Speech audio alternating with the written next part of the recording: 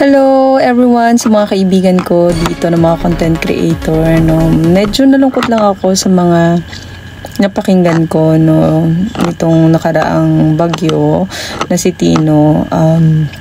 Yung mga post si Mikay regarding sa bagyo, sa kalagayan nila doon. And as a person, parang ang hirap po talaga yung malagay tayo sa ganong sitwasyon, no. May anak ka na maliit, tapos ang bilis rumagasa nung tubig. Sobrang grabe po yung worries natin, no. And ako bilang mother, then no, I'm thankful na hindi nangyari sa amin yung ganong situation sa kanya, na sobrang matataranta ka talaga, guys, at hindi mo alam ang gagawin nun, no. Mayaman ka man o mahirap, no, same po yung feeling. We're just human, no.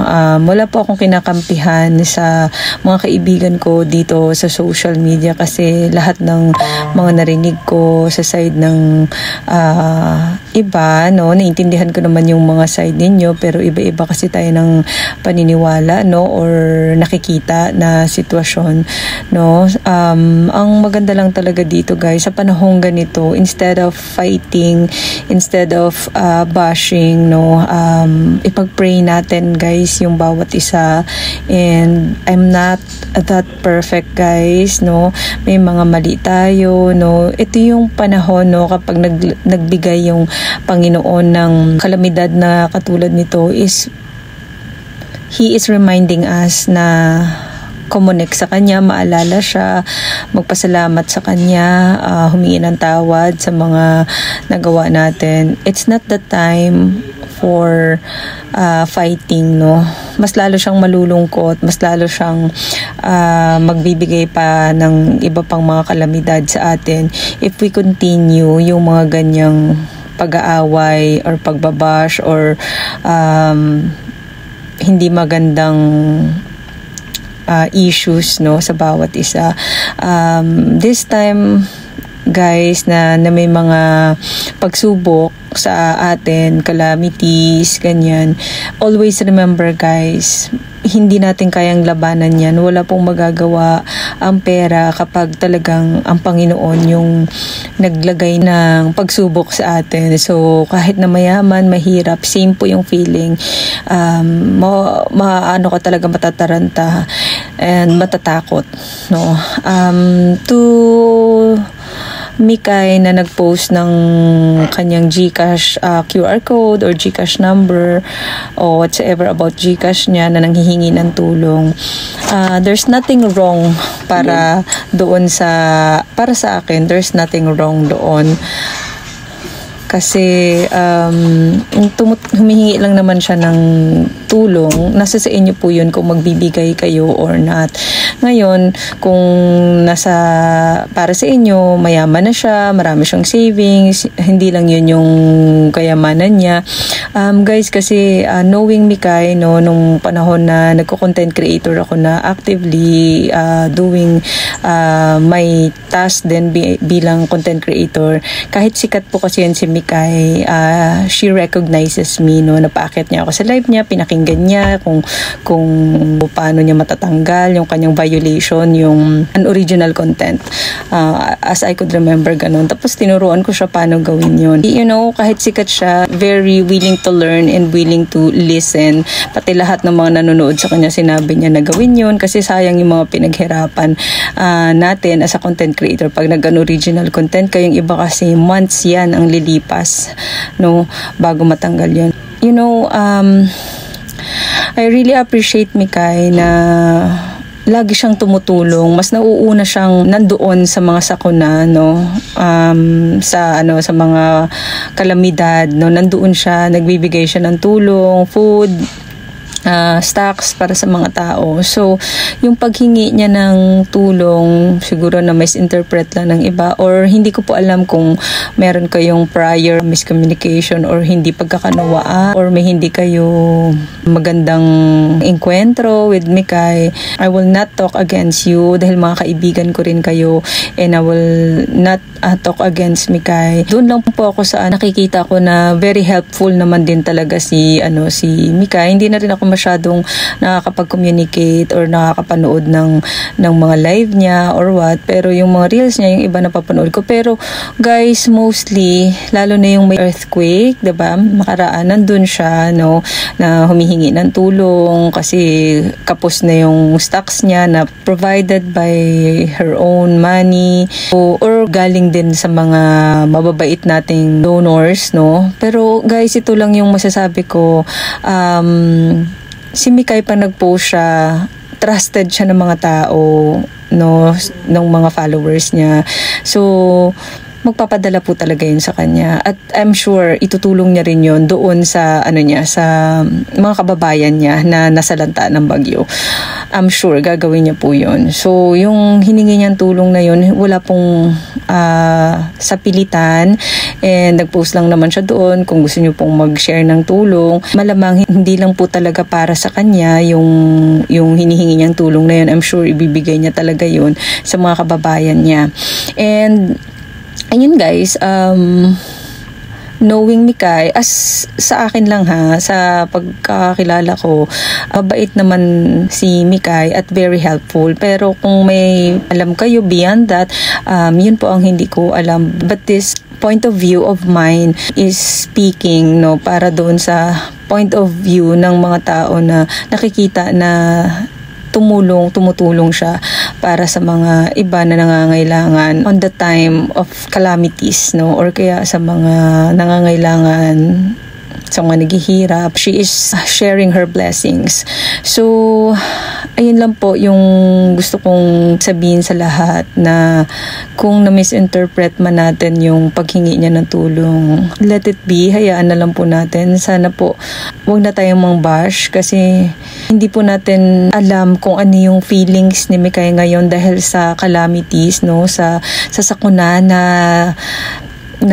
hinarap nila. Grabe guys, ikaw yung parang halos aanurin lahat ng sasakyan mo, bahay nyo, halos hindi mo alam kung anong mangyayari, no.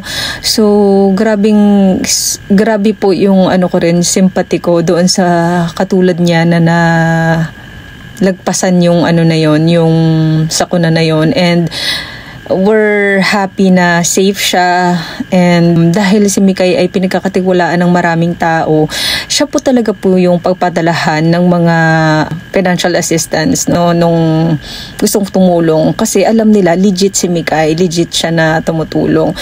And to others na sabi na ibigay sa nangangailangan, they can post din sa Facebook account nila asking help, para kung may magbigay din sa kanila, be thankful. Wala pong masamang humingi ng tulong sa Facebook. Wala po akong makitang masama na humingi kayo ng tulong sa Facebook. At kung may magbibigay, then be thankful. Kung yung iba walang pang share, hindi naman po kayo pinipilit, no? So kung may pang share kayo at galing sa puso nyo, bukal sa puso nyo, then send help, no? Pero kung wala naman po kayong may share, wag na lang po tayo mambash. Kung wala may ibibigay, wag na lang po kayo magbigay. Yun lang po. Pero wag na po natin sanang i-bash yung mga tao na nanghingi ng tulong sa Facebook, lalong-lalo na kung hindi naman kayo pina-personal message at pinipilit na magbigay sa kanila. So, yun lang po yung point ko doon. So, remember guys, be thankful na hindi nangyari sa atin yung calamities. Ako bilang mother at saka isa rin sa mga lugar na kasali, no, sa talaga dun sa bagyo. We're very much thankful to God na hindi po kami binaha, wala pong nasira, at kung walang nasaktan sa amin. So thankful na po kami doon sa nangyari na ganyan kay Mikay. Matatagalan po makarecover yung mga negosyo niya kasi hindi yun po basta-basta na magic na isang ganun lang ay ayos agad, performing agad, makakabalik agad sila sa normal, no? Sa ngayon nga, baha pa sa kanila so they cannot operate their business, no? Pero yun nga, good thing lang dahil content creator si Mikay, pinaghirapan niya po yan, no? Sabi nga nila kasi ako, dinaanan ko rin yan halos walang tulog, 'di ba? Halos wala tayong pahinga. Everybody knows that, lalong-lalo na yung mga nagko-content creators ng mga panahon na ako 2 years ago na rin, no, na naging active sa pagko-content creator. And you know guys how hard to be a content creator and earn here. So sana po sa mga kaibigan ko na alam ko na mabubuting tao po kayo,